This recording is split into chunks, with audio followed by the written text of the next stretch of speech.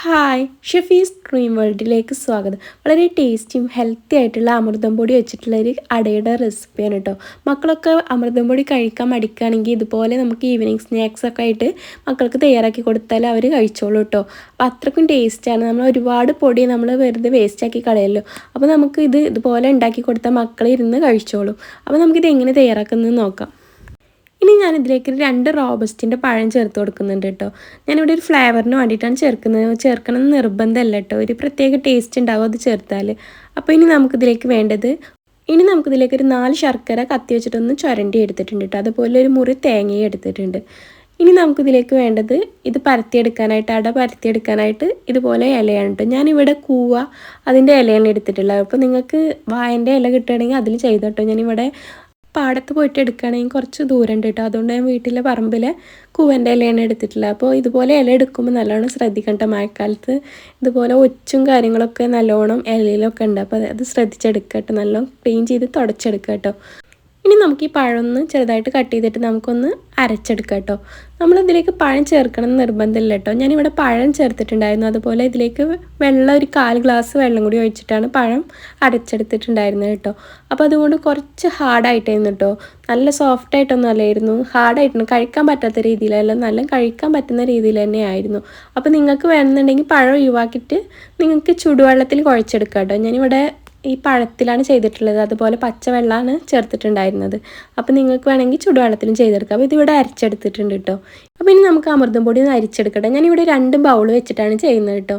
അപ്പോൾ ഇതുപോലെ ബൗൾ വെച്ചിട്ട് തന്നെ ഇതുപോലെ നമ്മളൊന്ന് പ്രസ് ചെയ്തിട്ട് അരിച്ചെടുത്താൽ നമുക്ക് ഒട്ടും പുറത്ത് പോകില്ല കേട്ടോ. ഇതുപോലെ നമുക്ക് വേസ്റ്റ് കിട്ടിയിട്ടുണ്ട്. അപ്പോൾ നമ്മൾ 2 ബൗൾ ഇതുപോലെ ഒന്ന് അരിച്ചെടുത്തിട്ടുണ്ട്. ഇനി നമുക്ക് ഈ വേസ്റ്റ് ഒഴിവാക്കാം കേട്ടോ. അപ്പോൾ ഇനി നമ്മൾ അരിച്ചെടുത്ത പൊടിയിലേക്ക് നമ്മൾ നേരത്തെ അരച്ച് വെച്ച പഴത്തിൻ്റെ മിക്സ് ചേർത്ത് കൊടുക്കുക കേട്ടോ. എന്നിട്ട് നല്ല രീതിയിൽ തന്നെ മിക്സ് ചെയ്യാം. ഞാൻ കുറച്ച് വെള്ളം എടുത്ത് വെച്ചിട്ടുണ്ട് കേട്ടോ. ആവശ്യമുണ്ടെങ്കിൽ ചേർത്ത് കൊടുക്കുക വിചാരിച്ചിട്ട്. പക്ഷേ പഴം ചേർത്തതുകൊണ്ട് തന്നെ നമുക്ക് ഈ ഇതന്നെ കൂടുതലായിരുന്നു കേട്ടോ. ഞാനതിലേക്ക് കുറച്ചും കൂടി പൊടി പിന്നെ ലാസ്റ്റ് ചേർത്ത് കൊടുത്തിട്ടുണ്ടായിരുന്നു കേട്ടോ. അപ്പോൾ നിങ്ങൾക്ക് എത്രയാണോ എടുക്കുന്നത് അതിനനുസരിച്ചായിരിക്കും കേട്ടോ വെള്ളം ചേർക്കേണ്ടതും ഇതൊക്കെ. അപ്പോൾ അതിനനുസരിച്ച് ചേർത്ത് കൊടുക്കുക കേട്ടോ. ഇതിലേറെ നല്ലത് നിങ്ങൾക്ക് കുറച്ച് ചൂടുവെള്ളത്തിൽ നനച്ചെടുക്കുന്നതാണ് കേട്ടോ. പഴം ചേർക്കണമെന്ന് നിർബന്ധമല്ല കേട്ടോ. അപ്പോൾ നമുക്ക് നല്ല സോഫ്റ്റായിട്ട് തന്നെ കിട്ടും. ഞാനിവിടെ പഴം ചേർത്തിട്ട് പച്ചവെള്ളത്തിൽ കുഴച്ചുകൊണ്ടാണ് എനിക്ക് കുറച്ച് ഹാർഡായി കിട്ടിയത് കേട്ടോ. അപ്പോൾ ഇനി നമുക്കിത് നല്ല രീതിയിൽ തന്നെ കുഴച്ചെടുക്കാം. ഞാനിവിടെ പഴം ചേർത്തത് പൊതുവേ പഴം ചേർത്ത് കഴിഞ്ഞാൽ നല്ല സോഫ്റ്റായിട്ടാണ് വരല് കേട്ടോ. പക്ഷേ ഈ പൊടിൻ്റെ എന്തോ പ്രശ്നം കൊണ്ട് എന്തോ അറിയില്ല, കുറച്ച് ഹാർഡായിരുന്നു കേട്ടോ. കഴിക്കാൻ പറ്റാത്ത രീതിയിലല്ല, നമുക്ക് അങ്ങനെ കഴിക്കാനൊക്കെ ടേസ്റ്റ് ഉണ്ടായിരുന്നു കേട്ടോ. അപ്പോൾ നിങ്ങൾ ചെയ്യുമ്പോൾ ചുടുവെള്ളത്തിൽ ചെയ്തോ, അല്ലെങ്കിൽ നിങ്ങൾക്ക് പഴം ചേർക്കണമെങ്കിൽ അങ്ങനെ ചെയ്യാം കേട്ടോ. കുറച്ച് ഹാർഡായിട്ട് കഴിക്കാൻ ഇഷ്ടമുള്ളവരാണെങ്കിൽ അങ്ങനെ ചെയ്യാം കേട്ടോ. അപ്പോൾ ഇതുപോലെ മുഴുവനും നമ്മളിത് ഉരുളകളാക്കി ഉരുട്ടിയെടുത്തിട്ടുണ്ട് കേട്ടോ.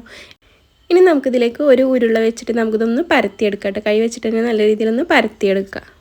ഇനി നിങ്ങൾക്ക് എത്രത്തോളം പരത്താൻ പറ്റുന്ന അത്രത്തോളം പരത്തിക്കോട്ടെ. നമുക്കിതിലേക്ക് ഫില്ലിങ് വെച്ച് കൊടുക്കാനുള്ളത് കൊണ്ട് നമുക്കിത് ഒട്ടിക്കാൻ പറ്റില്ല. അല്ലെങ്കിൽ ഒരുപാട് പരത്തിയിട്ടില്ലെങ്കിൽ നമുക്കിത് ഒട്ടിച്ച് കിട്ടാനും ബുദ്ധിമുട്ടായിരിക്കും. അതുകൊണ്ട് നമുക്ക് എത്രയാണോ പരത്താൻ പറ്റുന്നത് അതിനനുസരിച്ച് പരത്താവുന്നതാണ്.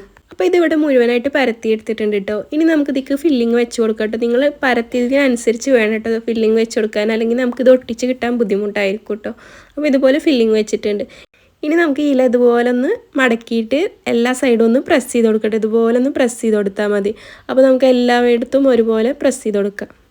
അപ്പോൾ നമ്മൾ മുഴുവനും ഇതുപോലെ പ്രസ് ചെയ്തിട്ട് മുഴുവനും ഇതുപോലെ എടുത്തിട്ടുണ്ട് കേട്ടോ. അതുകൊണ്ടോ നല്ല രീതിയിൽ തന്നെ നമുക്ക് കിട്ടിയിട്ടുണ്ട്. ഇനി നമുക്കിത് ആവി കയറ്റിയെടുക്കാം.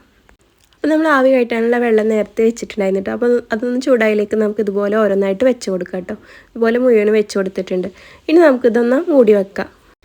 അപ്പോൾ നമ്മൾ ടേസ്റ്റിയും ഹെൽത്തി ആയിട്ടുള്ള അട ഇവിടെ റെഡി ആയിട്ടുണ്ട് കേട്ടോ. അപ്പോൾ ഒരു പ്രാവശ്യമെങ്കിലും ഇതുപോലെ ഒന്ന് ഉണ്ടാക്കി നോക്കൂ കേട്ടോ. അപ്പോൾ നമ്മുടെ ചെറിയ മക്കളുള്ള വീടുകളിലൊക്കെ എന്തായാലും അമൃതം പൊടി കാണും കേട്ടോ. അപ്പോൾ വെറുതെ വേസ്റ്റാക്കി കളയത് ഇതുപോലെ നമുക്ക് ഈ മക്കൾക്കും അതുപോലെ വലിയവർക്കും ഈവനിങ് സ്നാക്സൊക്കെ ആയിട്ട് കഴിക്കാൻ പറ്റിയ നല്ല ഹെൽത്തി ആയിട്ടുള്ളൊരു അടയാണ് കേട്ടോ. അപ്പോൾ എല്ലാവരും ഒന്ന് ട്രൈ ചെയ്ത് നോക്കൂ കേട്ടോ. ഇതുപോലെ നല്ല ടേസ്റ്റിയും ഹെൽത്തി ആയിട്ടുള്ളൊരു അടയാണ്. അപ്പോൾ എല്ലാവരും ട്രൈ ചെയ്ത് നോക്കിയിട്ട് അഭിപ്രായം കമൻറ്റ് ചെയ്യാൻ മറക്കണ്ട. വീഡിയോ കണ്ടിട്ട് ഇഷ്ടപ്പെടുകയാണെങ്കിൽ ഒന്ന് ലൈക്കും ഷെയറും കൂടെ സബ്സ്ക്രൈബും ചെയ്ത് കൂട്ടാക്കാൻ മറക്കല്ലേ. ഇൻഷാ അല്ലാഹ് മറ്റൊരു നല്ല വീഡിയോ ആയിട്ട് വീണ്ടും വരാം.